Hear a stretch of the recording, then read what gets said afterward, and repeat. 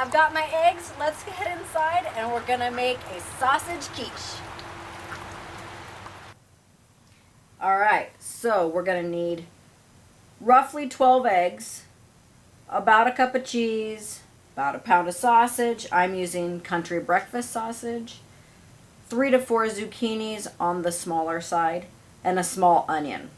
So I'm gonna make sure I preheat my oven before we get started. If you don't, it's fine. I do it all the time. All right, 350. Gonna get this going, and as soon as that is done and all of our food is cooked up, ready to go, in the oven we go.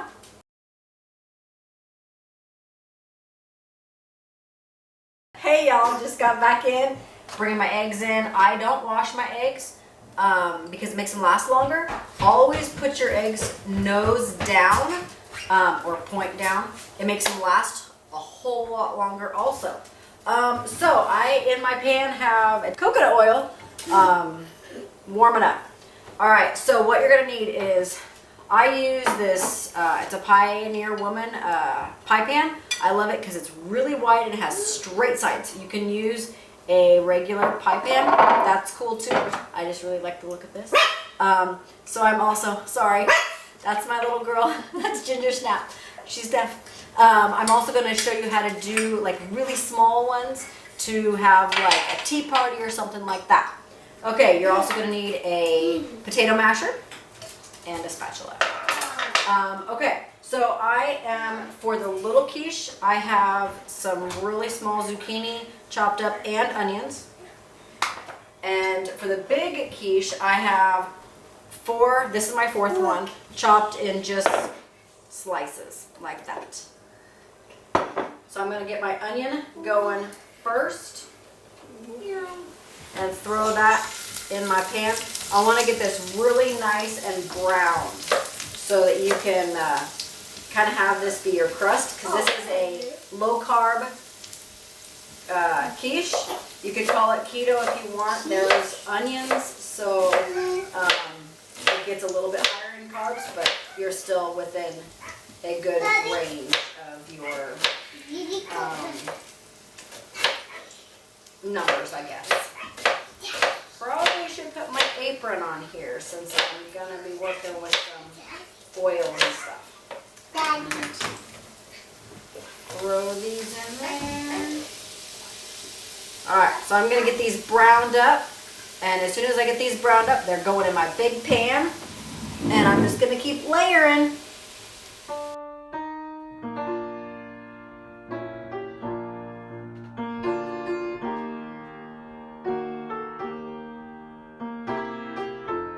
I'm going to add a little bit of salt and pepper to this. It's kind of to your taste. I like things a little salty, a little peppery.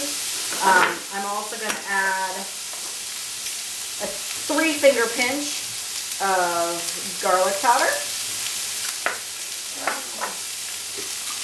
And probably 1/8 of a teaspoon of onion powder. I use all organic products. Pretty much everything we buy is organic because one of our kiddos is allergic to pesticides, and so it's kind of how we live.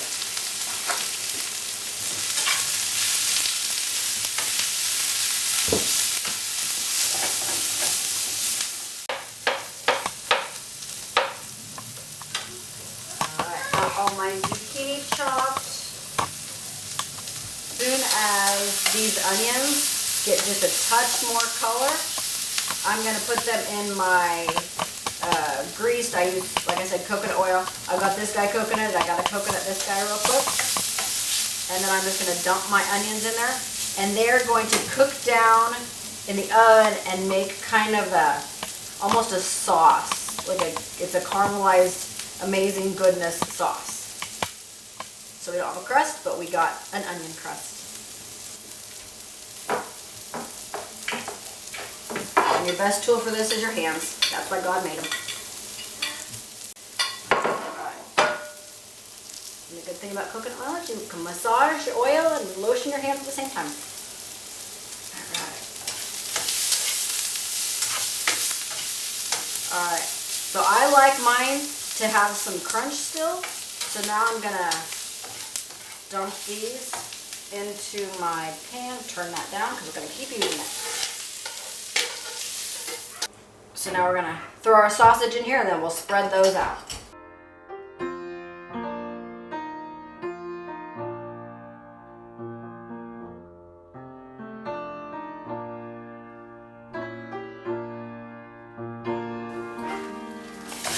I'm going to wash my hands real quick. So this is your potato masher's job. I like my sausage really fine chopped. I don't want big chunks. I want it to be pretty sausage throughout. Every single bite has sausage in it. So I'm just going to keep mashing this until I get some good color on here. And because the onions were also cooked in this pan, I'm also picking up all that fawn, which is the brown bits on the bottom of the pan. I didn't add any oil or anything to this. This is just the meat that we buy. We also buy hormone-free meat because the same little guy that has the allergies to pesticides also has a hormone allergy. So we are keeping it healthy for him so that he can have everything that we make. So this is pretty well chopped up in here. And I just kind of let it brown. And then I just keep doing that throughout the cooking process. Keep chopping it and making it small.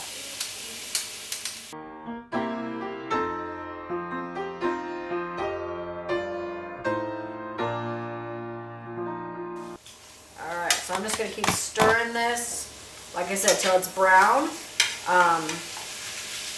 and keep chopping it up with either my spatula or the potato masher.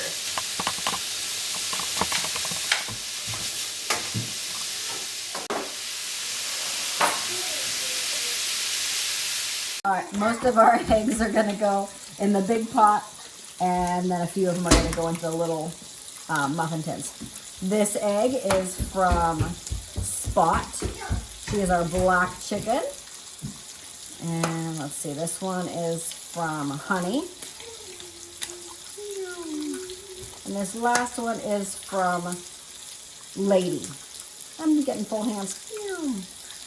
If you want to keep your shells and put them in your garden, put them in the oven for 350 for 20 minutes and they will dry out and all that slimy stuff will go away. And then you can crush them up and throw them in your garden and it adds some vitamins and minerals into your garden. Alright, so I got my 12 eggs in here. I'm just going to put, let's say 2 tablespoons of milk in there. So I do the milk to make your eggs not quite so thick. It kind of loosens them up a little bit. You can use water, that's fine. I'm going to put some pepper, probably 1/4 teaspoon. I'm going to put probably 1/2 teaspoon of salt. Sorry, my little guy is playing with the dog. Probably 1/2 of onion powder. We like our garlic here, so I'm going to do a full teaspoon of garlic. Maybe a spoon. So my onions are looking, or not my onions look good too. My sausage is getting pretty close. I'm just getting my eggs ready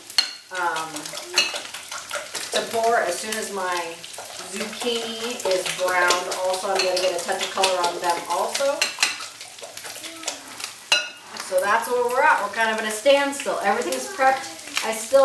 My husband jokes, I still have to cut the cheese and get that ready to go too. I'm not going to shred it. That's a lot of work. I'm just going to chop it into small little chunks and it'll have little gooey spots all the way through it.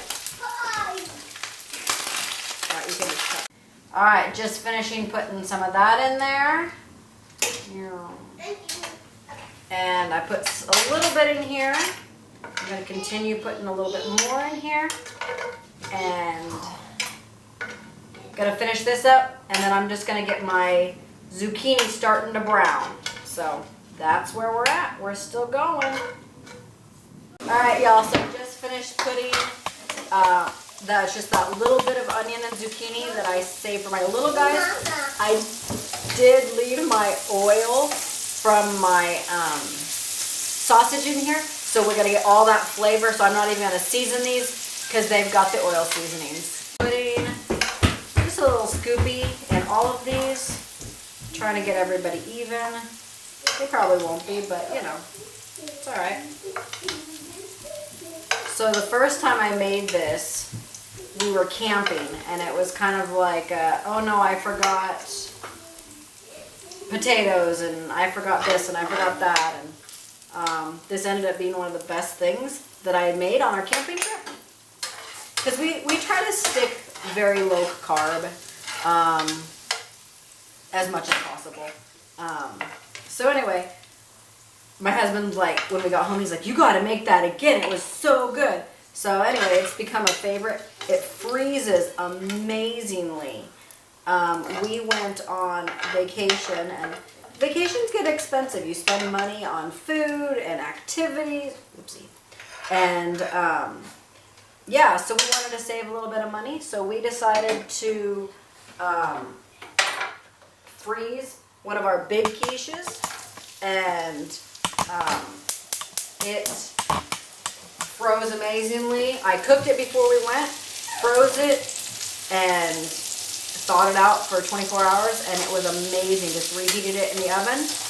I think the reheat took maybe 20 minutes at 350. The cook time originally is 350 for about an hour. Whoopsie. I overflow my pans. My mom says it's part of my cooking trait. So I'm going to salt these guys just a touch. Give them a little bit of pepper.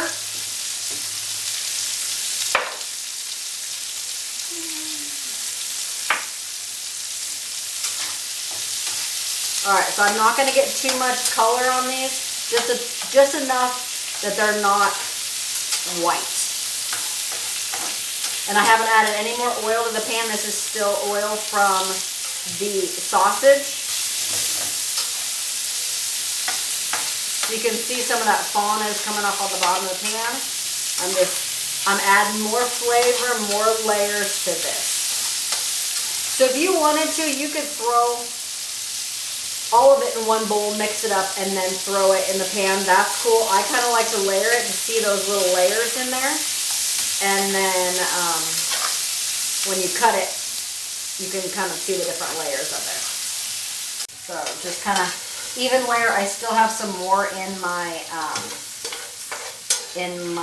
my cutting board that need to be cooked too. So I'm not gonna, not just gonna dump out, because I want to keep some of that oil in here so that I don't have to add more.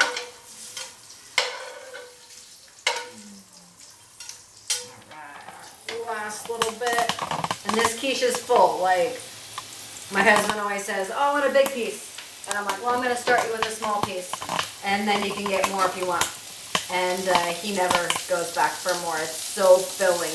You can feed, with this big quiche, probably 8 people if you have, you know, some sides and stuff, like small fruit tray or whatever. Same thing, salt and pepper. And I'm just going to let these guys go for a bit. Alright, so I'm cutting the cheese over here. And I like to say that makes my husband laugh. Anyway, so I'm just getting these going. They're getting close. If they're not perfect, it's okay. This is home cooking. This is for mamas in a hurry. I gotta pick my oldest up here. I need to leave in 15 minutes. So this is going to go in the oven, and my husband will pull it out in an hour. Alright, so I am just going to continue cutting some more cheese up here. You can do shredded cheese, like pre-shredded bags are amazing. That's what we take when we go camping, because it's easier than having to get out a big knife and cutting board and all that stuff. So if you are a cheesy family like we are, you can put cheese in every layer. I forgot to do it in my other layer, so we're just going to add a bunch here.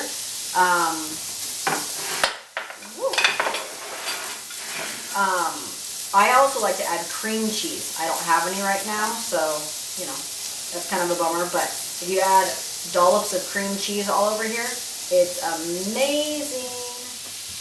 All right, these are done. That's, woo! I slop so much on the counter, it's not even funny. It's a good thing I cleaned my counter. There we go. All right, so I'm gonna add another layer of cheese on top of this. My dog's asking me for the little piece underneath my foot. You got it? It might be hot. Here. There you go. All right, adding another layer of cheese to this. I gotta finish those. And then we're gonna throw our eggs in, foil it up, and throw it in the oven for an hour. All right, giving this guy a last little zhuzh. So I like to have all my eggs in a container that I can pour because you don't want to have to, you're gonna make a mess anyway. So as you can see, the egg is you're starting to see it through the layers down there. So I'm gonna work on these guys a little bit. I may have to crack another egg. I don't know. We'll see. You don't want to get it too full because it will overflow. This guy, probably gonna overflow. We'll see. But I let it set. I don't know if you can hear it, but it's all settling. You can hear it kind of bubbling a little bit. Woo.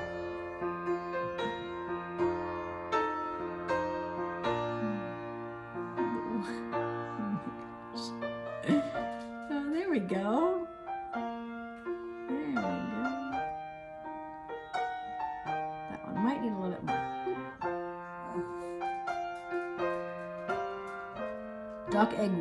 Duck eggs, their whites are a little bit thicker and kind of harder to break up a little bit, so I should have whisked a little bit more, but no worries. It'll still taste the same. Our duck eggs are runner ducks, and their egg tastes exactly like a chicken egg. So I can't tell a difference. I've poached them both, a 3-minute poach. So they had a lot of runny yellow, and they tasted exactly the same. All right, so then I kind of give these a little shake, shake, shake, shake, shake. You can, take some and kind of poke it down. It settles pretty well. I'm gonna wrap these in foil, throw them in the oven. This guy is gonna be in there for, I'll check it after 45 minutes, most likely an hour for this guy. This guy, I'm gonna check it after about 20 minutes. And I just wanna make sure that there's nothing loose about it. Like this is pretty loosey-goosey, no loose. The other thing is you can take a knife, stick it in the center, and kind of part it a little bit, and you'll see if there's liquid in there. If there's liquid, keep it in the oven. I always let it brown for after it's done, I take the foil off, 5 minutes, brown the top up a little bit. All right, so I didn't know this until 2 years ago. I know that there's 2 colors of foil, shiny and dull, but I didn't know why. The shiny side reflects the heat. So when you foil your food, always have the shiny side down. It pushes the heat back onto your food. So just a tip for if you're cooking, especially potatoes, that's when I learned it. I was camping, I was wrapping it, and the guy's like, do you know foil makes, the shiny side makes it cook faster? I didn't, but I do now. So helpful hint, there you go. If you didn't learn anything, there you go. Hopefully you learned that. So I don't make this extremely tight. I kind of leave it up a little bit so air can circulate and also the cheese not touch, because I want my cheese in my quiche, not on my foil. All right, guys, this has been in 20 minutes. They exploded a little bit, but that's okay. I have a cookie sheet under it in the oven. And my cheese did get on the thing. Anyway, 20 minutes is perfect time for these. Hot, hot, hot. And look how yummy they look. So for these little guys, I'm just gonna let them completely come down to room temperature. And I'm gonna throw these tomatoes in the oven. And as soon as they start to release their juices, I'm gonna bring them out and put some basil on them. And you can top them with top the quiche with this, and it makes your tea party, Christmas party, Thanksgiving, whatever, really, really nice.